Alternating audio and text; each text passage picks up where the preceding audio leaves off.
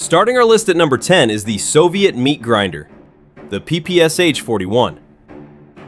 When Germany invaded the USSR, the Red Army needed a weapon that was cheap to make but devastating in close quarters. Enter the PPSH. It fired a blistering 900 rounds per minute. Combine that insane fire rate with a 71-round drum magazine, and a Soviet soldier could essentially spray a wall of lead continuously without stopping. In the tight, claustrophobic street fighting of Stalingrad, bolt-action rifles became obsolete overnight. The PPSH-41 was so ridiculously effective at clearing rooms that even German soldiers routinely ditched their own weapons to pick up captured Soviet ones. It turned raw recruits into close-quarters killing machines. At number 9, we have a weapon so overpowered it is still in active service today, over 80 years later. The M2 Browning .50 caliber machine gun, affectionately known as Ma Deuce. Designed by John Browning, this absolute unit of a heavy machine gun didn't just suppress infantry, it annihilated them. Firing a massive .50 BMG round, the M2 could punch straight through concrete walls, chop down trees, and shred enemy light tanks and armored cars from over a mile away. The US military slapped the M2 onto literally everything: tanks, jeeps, trucks, and boats. If an enemy squad was pinned down by an M2, their cover didn't matter. It wasn't just a machine gun. It was a portable piece of anti-material artillery.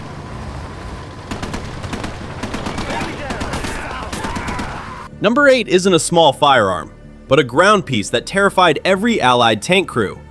The German 8.8 centimeter flak, famously known as the 8.8. Here's the crazy part. This was originally designed as an anti-aircraft gun to shoot down high-altitude bombers, but during the North African campaign, German commanders got desperate and leveled the gun horizontally at oncoming British tanks. The result? Absolute carnage. The Flak 88 fired a massive shell at an incredibly high velocity. It could punch through any Allied tank armor in existence, from distances where the Allied tanks couldn't even fire back.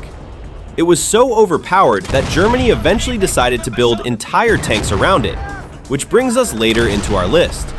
General George S. Patton called it the greatest battle implement ever devised. At number 7 is the M1 Garand. While German, British, and Soviet infantrymen were still manually cycling bolt-action rifles after every single shot, the average American GI walked into battle with a semi-automatic weapon. You just pulled the trigger and it fired. The M1 Garand held 8 rounds and fired as fast as a soldier could pull the trigger. This gave an American squad a massive advantage in fire volume. In a typical firefight, a squad of US soldiers could output nearly 3 times the amount of accurate rifle fire as their Axis counterparts.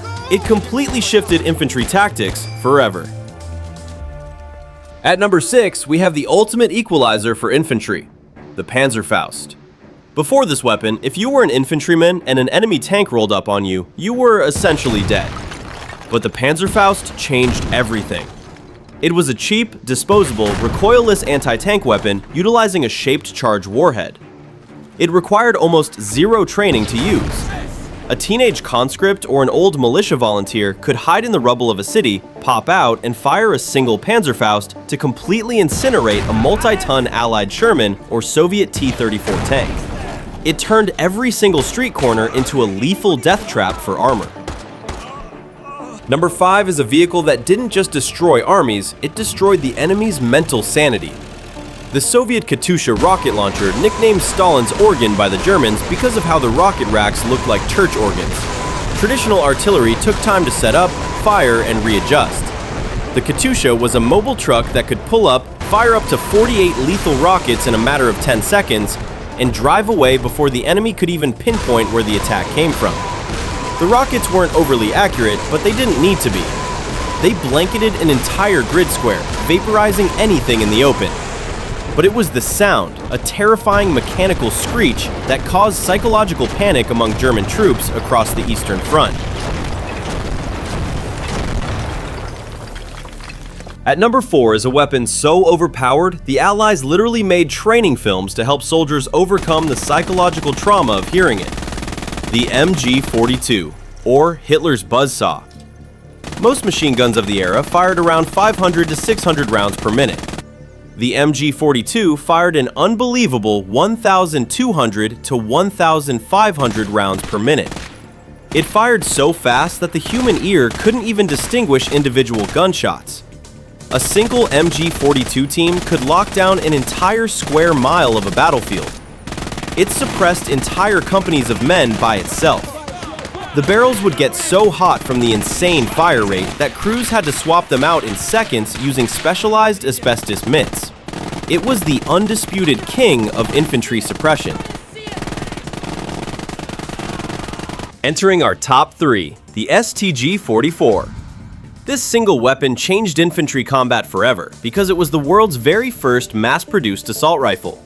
Before the STG-44, soldiers had two choices: a long-range, slow-firing bolt rifle or a fast-firing submachine gun that was useless past 50 yards. The Germans realized most combat happened within 300 yards, so they created an entirely new category. They designed a shortened rifle cartridge, an intermediate round, and built a selective fire rifle around it. It gave soldiers the controllable automatic firepower of a submachine gun with the accuracy and stopping power of a traditional battle rifle. It was so far ahead of its time that it served as the direct conceptual blueprint for the modern AK-47 and M16. Our runner-up for the most overpowered weapon of the war is the tank that saved the Soviet Union, the T-34.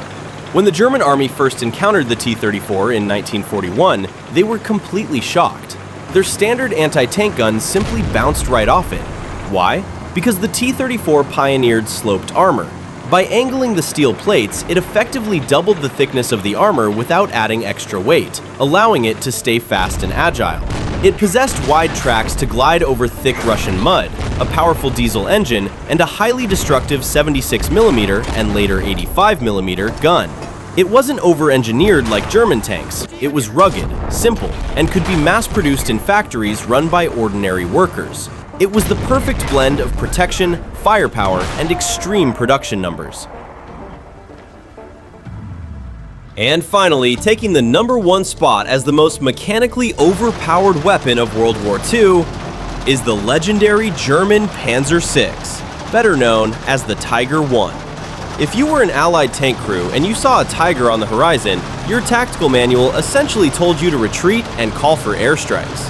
The Tiger took the deadliest gun we mentioned earlier, the Flak 88, and slapped it inside 100mm of solid steel armor. In 1942 and 1943, the Tiger was a literal boss fight on the battlefield. It could pick off American Shermans and Soviet T-34s from over 2 kilometers away, long before they could even get close enough to scratch its paint. There are documented accounts of single Tiger tanks holding off entire armored regiments by themselves, taking dozens of direct hits without a single puncture. Its only weaknesses were its immense cost, complex maintenance, and heavy fuel consumption.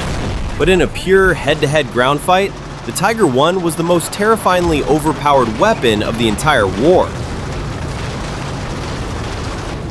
World War II drove military technology forward at a terrifying pace, changing how wars were fought forever.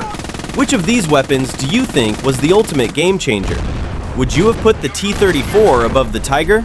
Or do you think Hitler's Buzzsaw takes the crown? Let me know your thoughts in the comments down below.